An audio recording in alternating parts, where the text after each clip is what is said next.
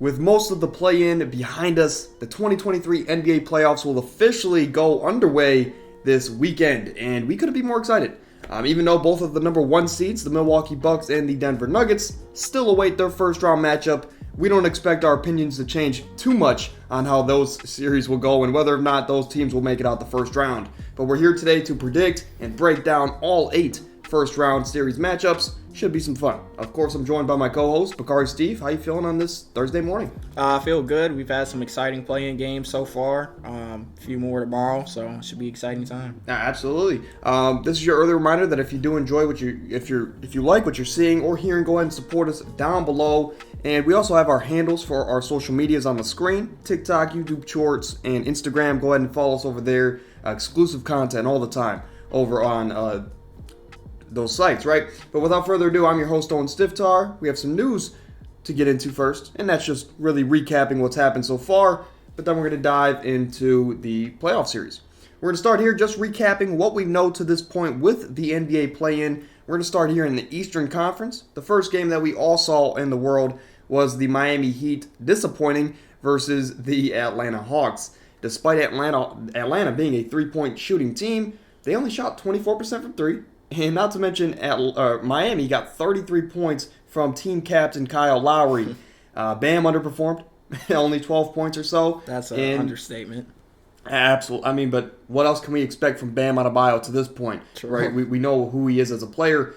But Miami's depth, that's the biggest thing for me. I mean, we've said it multiple times on this channel that their 4 through 15 is probably the worst in basketball. So it continued to be a problem, and I think the rest of the world finally got to saw what we were saying for months. Yeah, you're completely right about that. And then it doesn't help when one of your stars out of your big three, Bam Adebayo, gets absolutely dominated by Clint Capella. Bam showed zero effort on offense or defense really all night, and it was evident. I think Miami lost the rebounding battle 64-39, which is insane. Shout out 64 Clint Capella, rebounds. man. Yeah, Clint Capella played the game of his life in a play-in game, but I thought that the Heat would win this game and then it'd be Atlanta playing Chicago. But, the way it looks, this Miami team, Jimmy did as good as he can do. But, the thing about Jimmy Butler is sometimes he can be inconsistent on offense. Tyler Hero, same thing. Bam, same thing. And then you don't have anybody outside of that. I mean, Kyle Lowry gave you a fluke 33 points and you still, without that 33 points, you lose by 40. The game between them and Chicago, I believe Chicago might pull it through just because they have better offensive talent from their two stars than Miami does, and especially if they continue to struggle like that on defense. Playing Pat. We're going to move over to him now as the number 9 seed Toronto Raptors played Chicago last night. In the first half, I mean, Pascal Siakam looked unstoppable. He looked like a 2K My Team card, right? Fadeaway after fadeaway after fadeaway, doing whatever he wanted offensively. And I believe the team was up at they were up by 19 points at one point in that first half.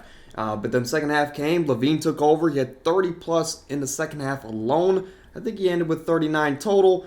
But late in the game, there was that crazy foul call on Siakam. In your opinion, was it a foul? The one where he was shooting the ball, or they said that he was shooting the ball? Right, where his feet didn't even land, or didn't even leave the ground. Yeah, that was not a foul. I remember I was texting, I was like, man, like, they just gifted him 3 free throws with a chance to win. And I'm like, ball don't lie. He got fouled, and then he, like, tried to go through with the motion just to act like, just so he can be like, oh, I was trying to shoot that. Nobody in the arena was like, oh, yeah, he was definitely trying to shoot that. Like, Alex Caruso made sure that if he was going to jump, Siakam was still going to be on the ground before he went to the gather for his jump shot. Even the ESPN announcers are like, well, he had 2 gathers on that, and he wasn't even done with the first one. So, no, it wasn't a foul. Shout out DeMar DeRozan's daughter. Man, early in the game, I didn't know who was screaming. Like, I was saying to myself, oh my man, security needs to do something about this. Who is screaming obnoxiously like that, right? But then come to find out it's DeMar's daughter, and she turned out to be maybe the MVP for this Bulls team. Raptors shot 18 of 36 from their free throw. If you make just 10 more of those, it's not really even a game for majority of the game. They would have been up probably 30 at one point, right? But this Raptors team, they collapsed, and I was going to ask you, who you like in this Atlanta-Chicago matchup, or I guess Miami-Chicago matchup, but you answered that for me. Unfortunately, even though Miami has been terrible and all the signs point to Chicago winning the game, I'm just going to go with Jimmy Butler. I believe Jimmy Butler can pull it through for Miami and Miami they have the honor to go and get swept by Giannis in the first round. But that is it for the Eastern Conference. 2 good games. Well, more so a better game there in Toronto and Chicago. But moving over to the West, where we did have 2 really good games. The Lakers in Minnesota, they played 2 days ago, I believe. And despite no Rudy Gobert and Jaden McDaniels, the Lakers struggled out the gate. At one point they were down by 17, and they were constantly, to me, it just felt like they were always down 5 to 10. Even before they got to 17 and then after the fact. But the Lakers, second half, they pulled it together. LeBron had a great performance. Same with AD. And D'Lo struggled. But this Lakers team at the end of the day was able to pull it together. Schroeder hit a big shot, and they were able to pull it out in overtime. But AD, what are you doing on that foul call? Yeah. AD ran into Mike Conley, and Conley did what he had to do. Shout out Mike Conley because he could have missed one of those easily. He almost missed the first one. Pascal needs to watch some film. Pascal needs to bend his knees a little bit more, get some more arc on them babies. But you got to remember, even though Minnesota on paper doesn't look like a team that's spectacular, they don't even look like they deserve to be in the playoffs on paper. This team has they're an above 500 team. They consistently went out there and being able to get wins like this throughout the season. That they're 42-40.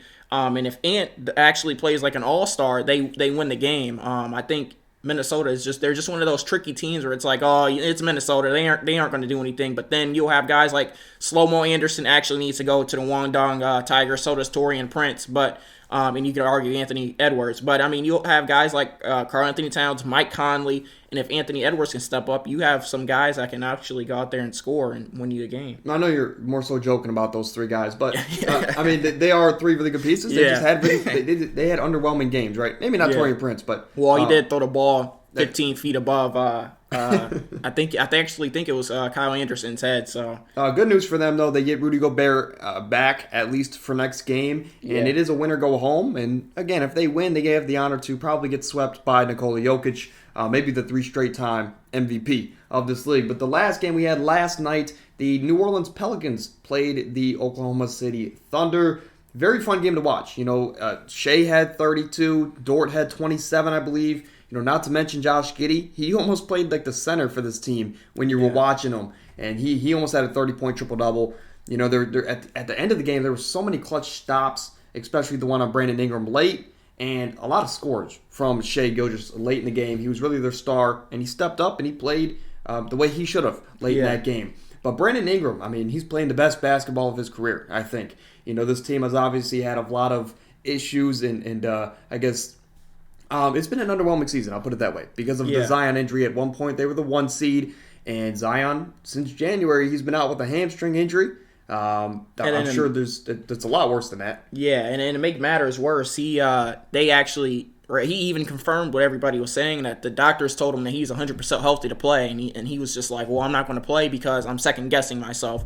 Or some days I wake up and I'm not doing it, and then there are days every once in a while where I'm like, oh, man, maybe I shouldn't do that. I don't want to be a negative to my team. And I know that there are also reports saying that the team outside of Zion is kind of looking at him at the point where it's like, come on, Zion, you gotta man up. I know C.J. McCollum, he played through an injury. He's going to need surgery. Larry Nance tried to play. He couldn't play last night. So they just have some issues. I think last year they were, especially after losing to Phoenix in 6, their mindset was probably like, okay, we're set up to be a successful team, maybe even get a finals run in here. We just need our best player in Zion to be there, and Zion hasn't even tried to, play, really. Only played less than 30% of his career games to this point. Yeah, he's played 112 games in 4 years, and there are 82 games a season. So it's definitely underwhelming. It sucks for his fans, too, because Zion is an amazing player when he does play. He was on pace to be an all-star starter this year, right? That's the pace that he was playing at. But, again, Brandon Ingram, best basketball of his career. He was playing amazing. C.J. McCollum had an underwhelming game. Yeah. I will say that, especially from a vet. But Herb Jones, late in the game, he kind of just threw the game away, quite literally. And it happened so fast, it's like you couldn't even really process what just happened. Inbounding the ball, and the next thing you know. And to me, it was surprising because it's not like anybody was up pressing. They weren't like full court pressing, trying to get steals. C.J. McCollum had it was Herb Jones and C.J. McCollum, the only 2 people on that half of the court. Yeah. And that ball just went sailing. Yeah. But, I mean, again, at the end of the game, Brandon Ingram came down. He had that 4-point play before Herb Jones threw it away. Or he made a tough three. Yeah. Do you think that was a foul? Do you think that it was a clean defensive play from Lou Dort? Should it have been a 4-point play because that would have changed everything? Yeah, I don't think it should have been a foul. I think in terms of, well, let's see, what did he do? Did he take away, like when we saw the Anthony Davis foul, for instance, Anthony Davis, he didn't get any contact on a jumper, but I mean, he basically, he didn't give him any ground to to land. Same thing with Alex Caruso. Even though Pascal Siakam wasn't shooting, it was more so Alex Caruso jumped and he landed into Pascal Siakam, which ultimately led him to get a fluke 3 free throws. And I think when you look at Lou Dort, his hand stopped his whole body momentum stops when he goes up to contest that. It's like, oh, I'm just trying to get far enough to contest this shot. If I can't do anything more than that, then we'll see what happens.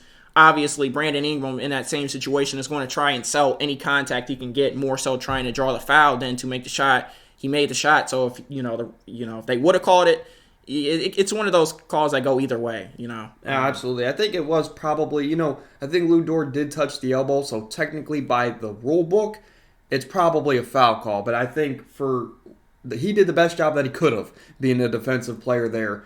But nonetheless, great game from Brandon Ingram. And shout out to the Thunder, man. Youngest team in the league. They now are in a win and get in situation to the playoffs as, again, the youngest team in basketball.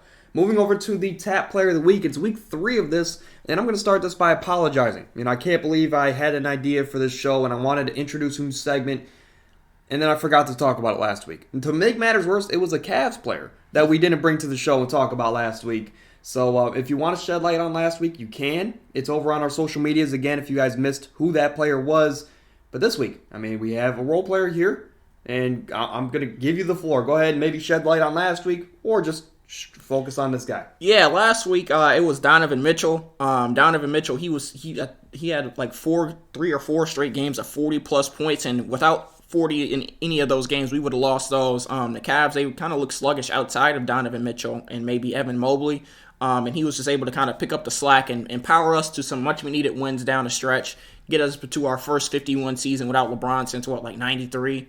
So, that was last week. Donovan Mitchell, shout out him, expecting a big series versus New York. This week, though, I went with the role player. I expected the stars to be stars, but Dennis Schroeder, he's this week's player of the week. You could argue that, you for sure, if Anthony Davis doesn't foul Mike Conley, Dennis Schroeder hit the game winner in a game that, everybody is saying that the Lakers really didn't deserve to win. Dennis Schroeder, when your starting point guard and D'Angelo Russell was struggling, when nobody else can really get anything going, Dennis Schroeder comes off the bench and has 21 points. He shot 8 of 8 from the free throw line. He had a clutch 3 that sent them into overtime, or, that would have won the game for them. And then he also had another one in overtime. Dennis Schroeder, he had some terrific energy offensively and defensively off that Lakers bench. Nobody was expecting after the game to be like, oh, yeah, Dennis Schroeder is one of the reasons we won. At least I wasn't. So shout out Dennis Schroeder. Shout out everybody else who played good. But I just wanted to give some light on somebody who's had more of an up and down season. And he actually just came back from injury too, which makes matters all the better. He had an ankle injury, comes back for the play-in, and has 21 and gives them the win. So shout out to him. Especially in a week where stars were sitting because of load managing for the playoffs, and a lot of guys were just getting signed up from the G League and all that. So a great week, especially with a little bit of playoff action here for us to shed some light on some guys that might not get it again here. He definitely won't. Right? But moving over to the playoffs. Here we go. These are our predictions. There's nothing else about it. This is who we think is going to win the series. We're going to give you a couple reasons why, but some of these are pretty self-explanatory, especially starting here. In the Eastern Conference, the 1-8 matchup, it's going to be Milwaukee versus either the Miami Heat or the Chicago Bulls. My opinion doesn't change. Giannis, he has the argument to be the MVP this season. Drew Holiday. Drew Holiday's really solidified himself as the second best player on this team. It might be the best teammate that Giannis has had in his entire time with the Milwaukee Bucks. That's including those really good years from Chris Middleton.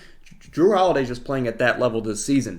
Arguably, go ahead. Yeah, he's playing better than Chris Middleton. I think Chris Middleton, he was always their closer, but Drew Holiday has proven that he can be so much more than that offensively and defensively. But I didn't mean to. No, you're good. Drew Holiday, I mean, he's going to be a problem for any star guard or wing in the entire league, right? Most people will say he's the best defender in the league. Not to mention Giannis is the best player in the world. Brook Lopez is a DPOY candidate. Same thing with Bobby Portis. Bobby Portis is a most improved / 6 man of the year candidate. So, I mean, Bobby Portis has been amazing. This team has depth. They have the star power. They have defense. Okay coaching. I'll say that. Okay coaching. But they've been there before, too. So I'll also say they do have championship DNA on this team from top to bottom. So this Bucks team, if it's Miami, I can see them maybe stealing a game from the Bulls or the Bucks. But aside from that, Milwaukee 4-0 sweep for me. Yeah, I have the Bucks sweeping whoever 4-0. Actually, vice versa to you, though. If it's Chicago, I can see them taking maybe one game just because they do have two insane offensive talents. In Miami, outside of those three guys, they have me's out there, a bunch of me's out there. But the Bucks, this Bucks team is just going to overpower Miami or Chicago. The Chicago, they just don't have the pieces to compete really with anybody that made it into the playoffs, which is why they're in the play-in. They just need to rework all around. Same thing with Miami. Bam is too small to guard Giannis, and they're going to try to build a wall around Giannis again, like when they beat him the first time. But obviously that just doesn't work nearly as effectively as it used to. When teams first tried to start doing it, especially when you add in guys like Drew, Chris Middleton, Bobby Portis, and Brook Lopez around them, it just doesn't work. Bucks sweep whoever here. I mean, a lot of people's title favorites there in Milwaukee. My early season, my preseason title favorite, which wasn't a shock to the world, but I mean they're here and they're still dominating teams. But moving over to maybe the most exciting first round matchup, it's going to be the 4 seed Cleveland Cavaliers. They're going to be hosting a playoff series against the gritty New York Knicks. I have the Cavs in 6. Heck, I have the Cavs finishing this series in the Garden. A lot of stars like to show out in the Garden, and I think that we can maybe get a big performance late from a Garland or Donovan Mitchell in a Game 6. But this series can go either way. I know Julius Randle right now, he's questionable to be in this series pretty much at all. Right now, I think that maybe a couple days ago, there was the thought that Julius Randle will be back. They're listing him at questionable now, but he'll be back for Game 1.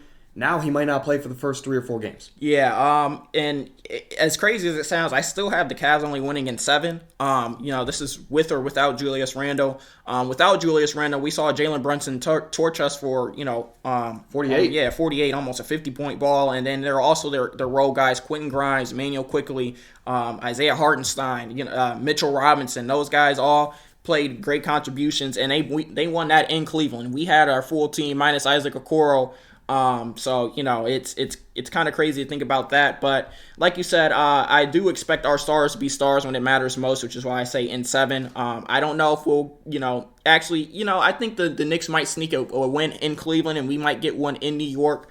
But I expect Donovan Mitchell to have a big series this year. Yeah, I feel like this is probably one of his better teams in his career when he has Evan Mobley around him, Jared Allen, Darius Garland. Yeah. Honestly, to me, it kind of depends on Darius Garland. I think Darius Garland kind of needs to step up more so than he's been playing the past few weeks. Kind of show us why he's that all-star max contract guard again. And if he can do that, then I have a good feeling about the Cavs. I think big series for Darius Garland for sure. He definitely is the X factor for us. RJ Barrett might be the X factor for the Knicks. I mean, what version of RJ Barrett are we going to get? Are we going to get that person that we thought we could maybe see some glimpses of being a not a superstar, but maybe just a star player in this league? Maybe a top 30, top 35 player. And we haven't seen that yet, so I think he's going to be the X factor here. We know Jalen Brunson is going to bring it every single game. We know Julius Randle is going to bring it when he's playing every game, and he might also have some beef with the rim. But Julius Randle, when he's on, right? Yeah. And he's one of the most streaky players. I just don't know how Julius Randle, in a way, it's like I would rather the Knicks have Julius Randle for the series, because we can throw Jared Allen on him, who's a great defender, or we could throw a DPOY candidate in Evan Mobley on him. And I think that their offense gets really stagnant around him. He doesn't pass the ball. He's You're right. He passes the ball on accident when it gets tipped out of his hands. And I think that's actually, it's going to hurt us that he's not here for these first couple games. And in my opinion, the most important game of this series is game one. Yeah. In my opinion, obviously a lot can change, injuries or adjustments, but the X factor for me for the Cavs is JB Bickerstaff. We've been known to not make any adjustments down the stretch late in games. So this is his real first playoff series as the head coach, and he's the biggest X factor for me. I think our stars are going to bring it, and Darius Garland's the biggest X factor for player-wise, but JB Bickerstaff for me is super important that he can show that he can adjust at least in this series. But game one, I think it's Saturday. Yeah, super Saturday big dunk for us. I will say though, like the only thing that I think going for the Cavs as far as JB wise is that believe it or not, we're 30th in the league in pace. We play the slowest basketball of anybody, and when you're watching the games, it kind of doesn't look like you're like, oh man, we're running and gunning. We're not compared to these other teams. But I think that actually helps us in the playoffs moments. We know we're going to slow it down. We know we're going to run our half court offense. We're not going to try and make dumb decisions in the fast break offense or whatever. And I think that's one thing that should be able to benefit us. But New York also does that same thing. I mean, we saw Jalen Brunson basically win a whole series by himself him and Dinwiddie won the series by themselves last year versus Utah when they were in Dallas when Luka was hurt. So it's going to be scary to play Jalen Brunson. Absolutely. I mean, and not to mention Jalen Brunson and Julius Randle and R.J. Barrett. This team's just full of defenders, right? I mean, Mitchell Robinson is going to be here. Now, not that he's the greatest rim protector, right? But he's block happy. He's like Hassan Whiteside in his prime. He's going to jump and he's going to try and block every single shot, no matter where he's at on the court. So he's always there as a rim protector. And then you also got guys like Josh Hart, who's an all-defensive type player. Miles McBride. If he gets some playing time this year, because we know Tibbs, sometimes he plays only 7 to 8 guys in a playoff series. So we'll have to see. We'll see a lot. We saw what happened last time. That happened with Derrick Rose. Come on, you got to take him out when you're up like 15 points in the fourth quarter with a minute left. Tibbs, take him out. That's an exciting series for us, especially as Cavs fans. I mean, I'm not expecting to get out the second round because we would be playing the Bucks in this scenario, but I just want to win a series. Let's just win a series next year. We might be even more of a title favorite, or contender at least. Yeah. But moving over here to the bottom half of the Eastern Conference, we have the 3-seed Philadelphia 76ers and the Brooklyn Nets. For me, very simple. You have the MVP on your team. You have James Harden, who's going to be looking to get some revenge here on Brooklyn in a playoff series, as his time there wasn't great at all. But this Sixers team is surprisingly deep. They have 6 or 7 reliable guys on that team. The 8 and 9, and that's that's questionable, but you have the star power on this team. You have you have guys that have been there before. You're gonna have the MVP on your league, and not to mention that MVP has a lot of pressure on him. So he has to come out and he has to dominate, at least win this first round series. And to me, it's 4-0 sweep. Philadelphia, they're gonna win this series. Brooklyn's here because of KD and Kyrie. Yeah, I have the same thing going here as well, the sweep. And it's crazy because I was watching Shaq highlights the other day. They were playing. I think it was game 1 or game 2 of the finals versus the Nets. And Shaq had like 40, 18, and 5. Crazy stat line. But the thing that made it even crazier is if you watch that game, I was watching the highlights and it didn't feel like Shaq had 40. He had probably the most effortless 40 points. I mean, yeah, he was dunk a few things, but he had to put post hook shot going and everything. When I thought about that, I was like, I'm not comparing Shaq to Joel Embiid to Shaq. But I am going to say that when Joel Embiid goes for his crazy stat lines, he makes it look so effortless because he actually has a jumper. So he's hitting those fadeaways, those free throw line jumpers, and it's like you look up, he has 37 points. With that being said, Nick Claxton is going to be barbecue chicken. I don't even know who their backup big is. Is going to be barbecue chicken. Ron Sharp? Yeah. Oh yeah. He might get played out of the league during that series. But I expect Joel Embiid. I think Joel Embiid alone can beat this Nets team. I'm not taking anything away from Kel Bridges, Cam Johnson, Spencer Dinwiddie, but those guys just aren't Joel Embiid, James Harden, Tyrese Maxey, Tobias Harris, Shake Milton. I think Philly just has too much in terms of this series. Yeah, I mean, versus Brooklyn. weirdly enough, I think a guy that's going to kill it this series is Georges Niang. Yeah, I think obviously for the Nets, I mean, the Nets speaking, we're not giving them much of a shot. I mean, but circumstances, they really shouldn't be here. No. But Mikal Bridges, I mean, he stepped up second half of the season after he was traded. They have a lot of good role players. Right now, my worry is that Dinwiddie's focused more so on Kuzma than the actual basketball court. But this team has a lot of good players that were kind of just thrown together, and now they're just hooping. Right now for the Nets, though, Mikal Bridges, you have to think he's getting that James Harden assignment. Nick Claxton is going to be, if he's not in foul trouble, he's going to have that Joel Embiid assignment. Do you think they can steal a game? Maybe Dinwiddie goes and gets 40 for you on a fluke game. I mean, we know that Embiid struggled to. He gets. I guess he gets soft. I guess is a way to put it. There's a better word out there, but. He settles a lot. That's the word I'm looking for. Late in games, he'll start shooting a lot of jumpers instead of attacking the rim. And if Claxton's not in foul trouble, I mean, that might be all that Brooklyn needs to steal one. Yeah, it's hard to say because I think it comes down to what team do you think is better? This Nets team right here or I think it was a 2019 Nets team that played Philly in the first round? Oh, definitely the 2019 team, I think. And that team lost in 5. They won Right. game 1 and lost in 5. So I don't think that I think even with the perfect situation, the perfect storm going for this Nets team, it still will be a close game. And not having Nick Claxton in foul trouble is going to be probably impossible because, I mean, I just know That's every what time Embiid I does. see Jared Allen play Joel Embiid, he doesn't even, Jared Allen plays 5 minutes and he's out the rest of the game with foul trouble. So it's going to be hard to say, but I think that this season, Joel Embiid and James Harden, they've just been too dominant, too focused on actually trying to prove everybody wrong as far as their playoff success goes to let anything like that get in their way. I think they'll do whatever it takes to win a game. As far as not settling, and they've been there before, so they'll know how to close it out rather than this Nets team who's just kind of, like you said, been thrown together. The biggest thing for me that I'm hoping for is that James Harden, I know he's had a bit of a hamstring issue there at the tail end of the season. I'm hoping he's healthy and ready to go because James Harden is amazing talent. I mean, he almost beat that crazy Warriors team back in 2017, I think. He's past his prime now. He's past that point, but now he's on a quest to a championship, and he's one of those players that is missing a championship on his resume. And now, when you have the MVP on your league or on your team, maybe you could do that, right? But I'm hoping he's healthy for the long run. Moving over here to the 2-7 matchup where we have Boston versus Atlanta. Atlanta against all odds. They won the first play-in game. I went on a bit of a Trae Young slander last episode, and we've done that a lot throughout the season, right? At least since you've been here. But Boston, to me, 4-1 series for me. They're too dominant top down. Marcus Smart's going to be back for this playoff series. And if it's not Marcus Smart on Trae Young, it's going to be Derek White, who's arguably an all-defensive player this season. So, I mean, Trae Young's going to be – he's going to have a lot of – he's going to be under – I guess he's going to have a great defender on him the entire game, the entire series. And even if it's not those two, it's going to be Jaylen Brown. If he wants to switch onto somebody else, it's going to be Time Lord who can hold his own, and it's going to be Jason Tatum. Yeah. This dude cannot run from great defense on this team. So Trae Young's going to be – he's going to have to play amazing. He's going to play out of this world, right, to go out there and get 30-15 like he aims to do.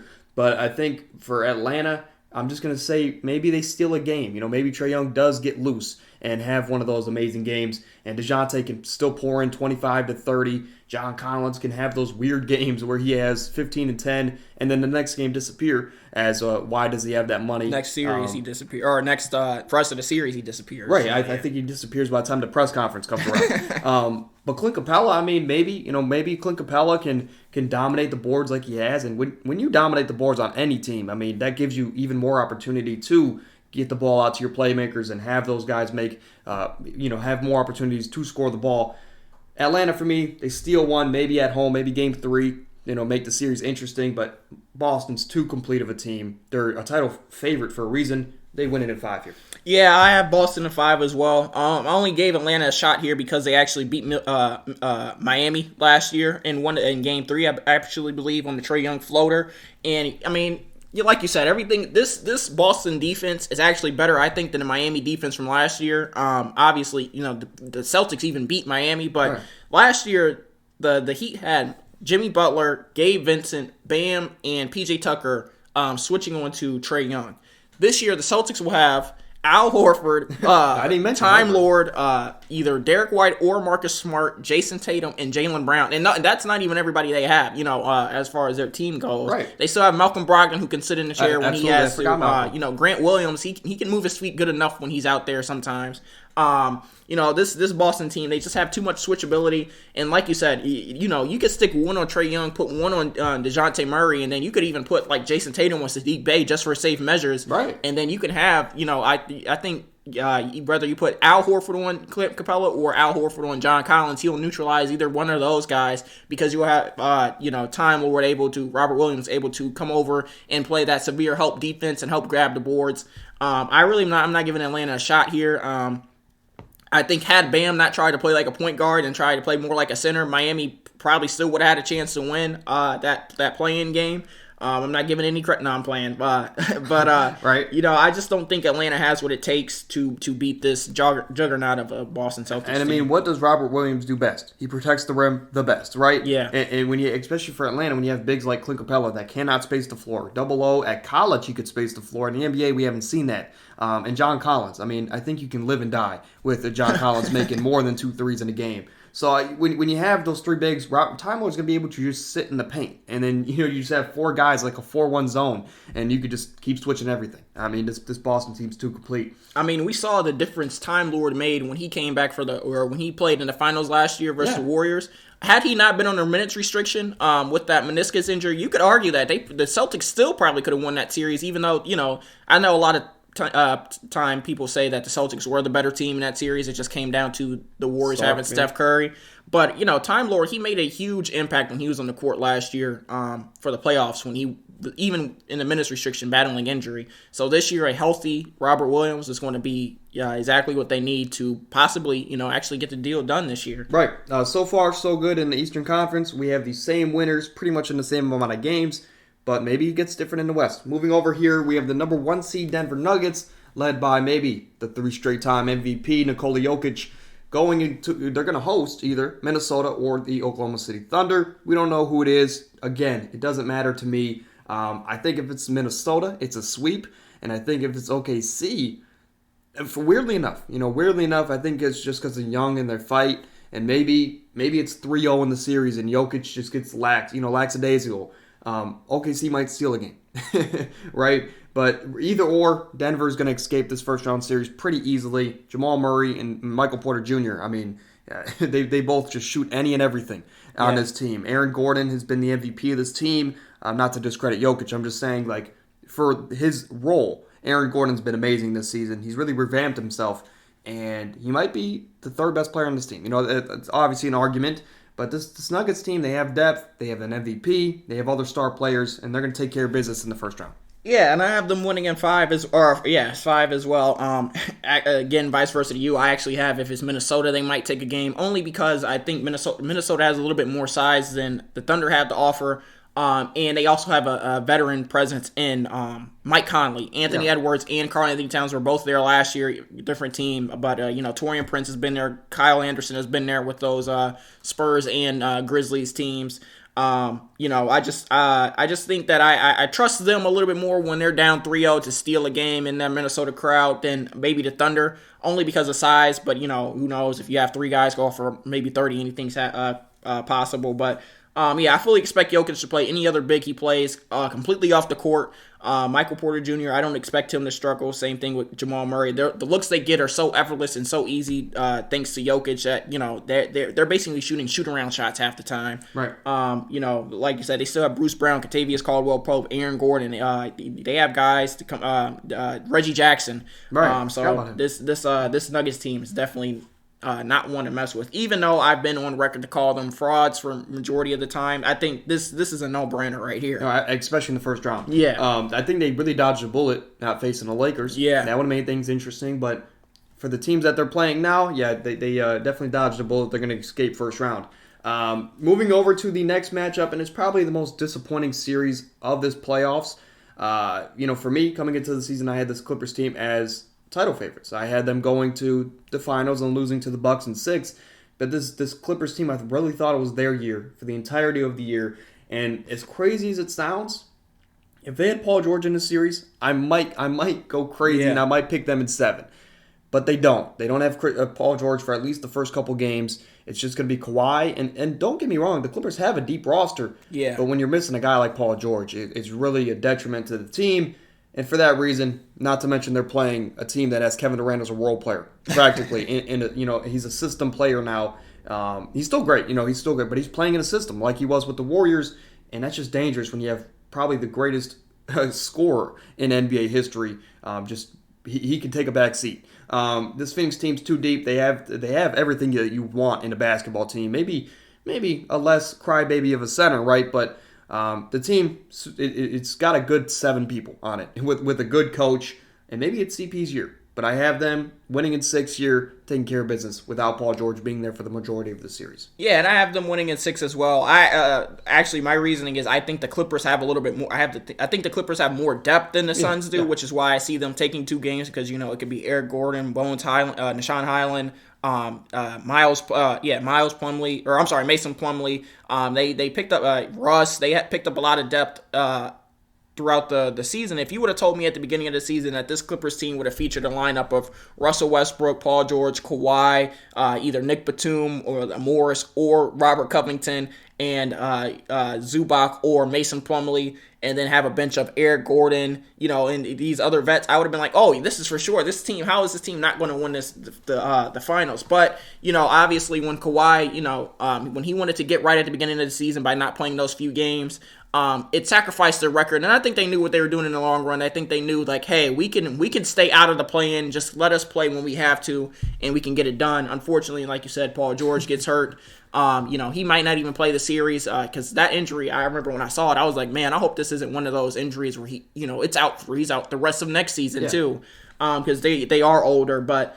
It's not every day that Kevin Durant gets traded in the middle of the season. So. Exactly. So, obviously that's what they're thinking because I think if Kevin Durant isn't here, I actually think this is probably a 5-game series for the Clippers just because of everything that the Suns went through without Kevin Durant, and they do have a crybaby in DeAndre Ayton. But like you said, arguably one of the best scorers, the best scorer in NBA history. Devin Booker is probably a top 3, top 5 shot creator on his own in the league right now. Chris Paul is a top 3 floor general. And when you have that going, I think you're a really tough team to beat. Moving over to the first series where we disagree. Both going 7 games.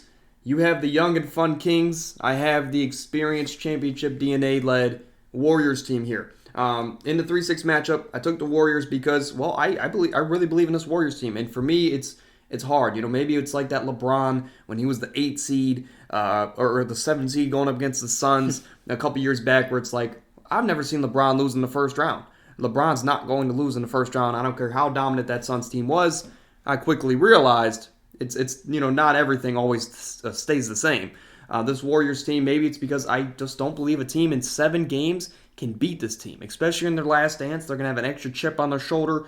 Jordan Poole can finally go back to being a 6th man, which he's probably the best 6th man in the league, up there with Tyler Hero, if that's strictly his role, right? Is just come off the bench and score the ball and play make, right? But right. This Warriors team top down, they have a top 10 player of all time in Steph Curry. They have arguably the best 2 shooters of all time. I don't know if it's in argument, but Klay Thompson, he's played really good as of late, especially in the second half of the season. Draymond's surprisingly played better in the second half of the season. This Warriors team is turning it on at the right time. Top down, they have defense, offense, and nobody in the league wants to guard that Warriors system when you're running around doing a marathon just trying to guard Steph Curry and the rest of their shooters, right? But this Warriors team, too much chemistry, and for me, they're going to edge out just an inexperienced Kings team. Yeah, I have the Kings winning at 7. Only reason I give it to the Kings here is because, like you said, the Warriors have a system where they run. Teams don't like to do that, but Sacramento, that's all they've done all season. They run in transition. They run on offense. They are the number 1 pace setters in the league. They are the highest scoring offense in the league. This is a young team. On top of that, everybody, all 5 people they have on the court at all times is able to run the floor. Sabonis is able to get the rebound, push it up the floor. Same thing. De'Aaron Fox is probably the fastest player in the league right now. And I think that this Sacramento team, I think if they I'm sorry, I think if Golden State was playing anybody else, I think it's a no-brainer. But to me, I think the Sacramento team just has too much of what the Warriors haven't been able to do this year. Sacramento, they have an amazing home crowd as well. Obviously we know Golden State has had their road issues, but I think it really just comes down to I think it just comes down to, let's see, who can sit in the chair the longest. And, I know Andrew Wiggins is coming back, but what type of condition Andrew Wiggins are we really going to get? Are we going to get that one who really made that difference in that finals? Or are we going to get an Andrew Wiggins who's, looking to knock a little bit of rust off because it is the Kings? And outside of that, I don't really know any outside of Draymond, who do you have to play the perimeter defense? Clay's lost a step. Steph has never really been known to been a defender. I don't think he'll be able to contain De'Aaron Fox. Kevin Huerter is going to be an X factor for the Kings. Him as well as guys like Keegan Murray, Harrison Barnes. I think the Kings role players, if they can continue to play and knock down wide open threes like they have all season, then this should be a fun series, which I see them winning in 7 just because of the Warriors' road troubles. Aside from the Cavs and Knicks, this might be the most fun series, maybe even the funnest series of the first round to watch. And a lot of signs do point to the Kings winning the series. They have the best, statistics-wise, the best offense of all time. They finished the season with that mark. Don't people forget, Mike Brown was on the sideline of the Warriors last year. So he knows their system. He knows players' tendencies, what they like to do. And I mean, again, what kind of shape are we going to get from Andrew Wiggins? They say he's been working out every day, but there's nothing like game shape. Yeah. And the biggest worry for me is even though Kevon Looney, it turns on the playoff Looney, right? And he turns on a switch in the playoffs where he plays, for some reason, really good. He's not Domantas Sabonis. No, he's not as physical as Sabonis, and he's not going to dominate the boards like Sabonis. So a lot of signs do point to the Kings winning this series, especially when you have the clutch leader in De'Aaron Fox, like you mentioned. But it's just, for me, I'm going with the experience. Moving over to I think the only upset that both of us have. I mean, technically the Warriors because they are the undermanned team, or the lower seed, but we both have the Lakers here. The 2-7 matchup with the Memphis Grizzlies with no Steven Adams for the playoff series and maybe the whole playoffs. Or Brandon Clark. Or Brandon Clark, right. So they're missing some size there, but they are facing the Los Angeles Lakers who are coming in off a play-in win, and they're 19-7 in their last 26 games. Anthony Davis and LeBron have been healthy, which is something they haven't had in these last couple years. And this team, top to bottom, they're a better constructed team than they have been in recent years since that championship year. Probably for me, when you have a top 5 player in the world, LeBron James, for me, maybe it's the nostalgia, but I still want to say he's the best. But I know he's not now, and he's definitely still top 5 to me. When you have Anthony Davis, who's been playing better, he's been a little bit streaky, but when Anthony Davis is on, he's on. My only worry is Anthony Davis seems to play down to his competition. And even though he had his way with Nathan Knight, if he's playing a big, let's say Jaren Jackson, right? He could dominate him, and he could go for 30 and 15 every game. But is Anthony Davis is that aggression going to be there for AD?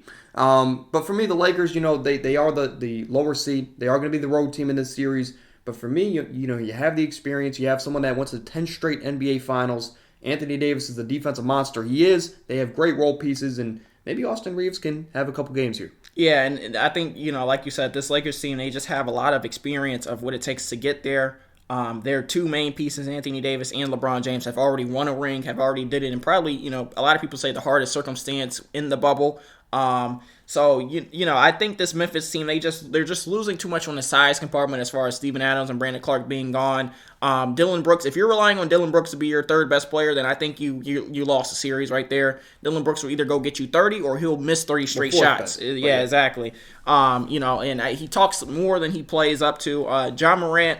I expect Ja to have a pretty big series, but I also think at the same time that the Lakers do have the defense to contain him, especially once you start packing the paint, when you put Anthony Davis down there, when you get guys like Jarrett Vanderbilt down in that paint to protect it and limit Ja from penetrating the paint. You make him start shooting. Ja is shooting, I think, 30.7% from 3 this year. And, obviously that's not going to get the job done. Desmond Bane might be the X factor for this Memphis team. If he can have a big series, then I think Memphis might be able to win it. But I have the Lakers in 6 as well. I just think LeBron and Anthony Davis won't let everything they've been through this year stop in the first round, and they've been through a lot. And I think that's where most of my decision is going. They started out 2-10. They went through some crazy roster changes. They went through LeBron, their best player, being hurt for an extended period of time, and they still are able to sneak in as the 7th seed and play a team that has been actually backsliding for majority of the season. Once that off-the-court issue started with Ja, once Dylan Brooks started running his mouth, once injuries started going, Memphis has started to backslide. And had they not been in contention for that number 1 seed for a while before all of that started, I think they would have been a little bit further down. So I do have the Lakers in 6 here. Yeah, Lakers in 6 for both of us. I mean, I know you were joking when you're talking about Dylan Brooks because when we look at it, he's probably the 6th best player on his team, right. Or 7th if you count Steven Adams being healthy. That's including the Tyus Jones of the world and the the Desmond Baines and the other good pieces that they do have, but. I don't know. They are the bad guys in the league. They are the villains, I guess you could say. As nobody seems to like Memphis, right? Unless you're in Memphis. But for me, the Lakers, especially again, nostalgia also plays a part in it for me. Where it's, I want to see LeBron get another one. I want to see LeBron get one more ring before he goes out. And fortunately, I don't think they make it out the second round. Even if they do win this series, I don't think they can beat the Warriors in a 7-game series. But this Lakers team, I would love to see LeBron win another finals, and just like the 3-1. I mean, they were part of only 0.3% of teams in NBA history to start 2-10 or worse and make the playoffs. Yeah, that would be such a LeBron thing to do, to win the finals in a season like this. But that's it. We're gonna recap here. Moving over to my screen, where I had Denver, Phoenix, the Lakers, and Warriors winning in the first round in the West, and in the East, I had the Milwaukee Bucks, the Cavs, meeting there in an interesting second-round matchup. And then we also have a matchup we've seen many times, where the Boston Celtics and the Sixers will meet in the second round of the Eastern Conference. Yeah, and I have in my Western Conference, I have Denver playing Phoenix in that second round, and then the Lakers versus the Kings in that second round, which would be an interesting series there. The Kings have always had the Lakers numbers, no matter what the Lakers winning record is or whatever. It seems like the Kings always find a way to beat the Lakers when it matters. And then in my Eastern Conference, I have the Bucks versus Cavs. Obviously the Bucks have dominated the Cavs, but the Cavs always have that one good game where Evan Mobley plays like Evan Garnett or Tim Mobley, or he plays really good. And then I have Boston versus the Sixers, which is really a toss-up. Boston and Philadelphia match up so well that it's really like, obviously Boston was just in the finals, but Joel Embiid, he's just proven he is that dominant to give your team a shot. So I'm going to ask you this every single series. Or every single round that we do cover here in the NBA playoffs. And, we're going to cover these matchups throughout the entirety of the playoffs. But as of right now, as of 4:13 at 10:20 in the morning, who is your title favorite? If you had to go and bet your car on it, your brand new car, who are you betting to win this finals? Just one team. I mean, for me personally, if you need a second, I think the finals right now, and you don't have to have a finals matchup, but I think it's going to be that matchup that we've wanted for years. I mean, it's hard to pick against Phoenix right now. It's hard because you have Kevin Durant is a system player now. He's not. He doesn't have to go out there and get 35 for this team to still win by 20. But I'm going to go with the Warriors and the Bucks. As of right now, Milwaukee's my title favorite. They have been all season. I believe this is the best Milwaukee Bucks team of all time. Not to mention you have Giannis Antetokounmpo. They're my title favorite right now. Yeah, I'd probably say that Boston would probably be my favorite. Boston versus Phoenix would probably be my finals. I'm picking Boston because I think that Jason Tatum and Jaylen Brown are both dynamic, and I'm hoping that this year they learned their lesson from last year. Or at least Jason Tatum has learned his lesson from last year. You can't be the best player only a few games. You have to be the best player on your team throughout the entire playoffs. Jaylen Brown, he's probably the best Robin that there is in the league because he could go on any other team and be the man. And I feel confident in their pieces going into the playoffs. I feel like Joe Mazzulla has learned a lot in his first year coaching. Obviously the Bucks will be right there as right under as my number 2. Chris Middleton, he just hasn't been himself this year, and that is my only issue with this Bucks team. Even though they have Drew Holiday, Brook Lopez, Bobby Portis.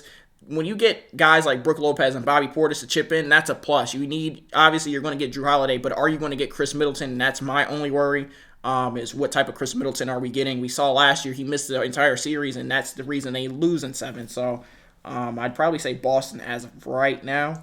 But that's going to do it for today's show. You have Boston. I have Milwaukee. Both of our winners are coming out of the East. To a lot of people, that's not a surprise, but that is going to do it for today's show.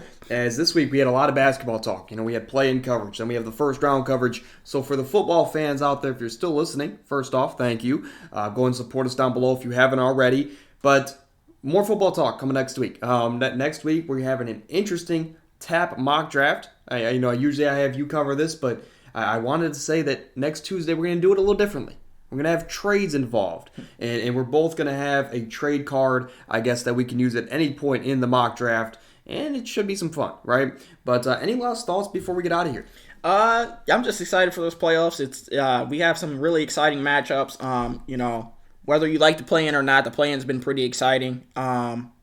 This year might be the best play-in we've ever had. Yeah, and I think that was the thing. A lot of people were, if you were to get rid of it, it's just because it felt like 7 and 8 were always winning, with the exception of last year in the East. The Cavs didn't win because of some injuries, but it felt like what are you really giving the 9 and 10 seeds a chance for? They're 9 and 10 for a reason. But this year, it's really worked up to it. Even obviously we know that either the Thunder or Minnesota or Miami or Chicago won't make the playoffs, but it's just been exciting to watch them compete, watch the emotions fly as their season is literally 48 minutes away from ending if they do lose. So, yeah. But yeah, I mean, it's definitely. I'm excited for Friday. Excited for even more for Saturday, especially as the Cavs do play. But big weekend here for basketball. More football talk to come next week. But until Tuesday, continue to support us. We have our handles on the screen now. Follow us on Instagram and TikTok. We have exclusive content over there each and every week, twice a week. So go ahead and support us over there. And we're also on YouTube Shorts. You're on YouTube right now. Go ahead and just check out the channel. We have some YouTube Shorts there, short videos that you can check out. But they're there nonetheless. Until Tuesday, when we get kind of crazy with the mock draft. As you guys had questions about the last one, stay happy, stay healthy. We're out.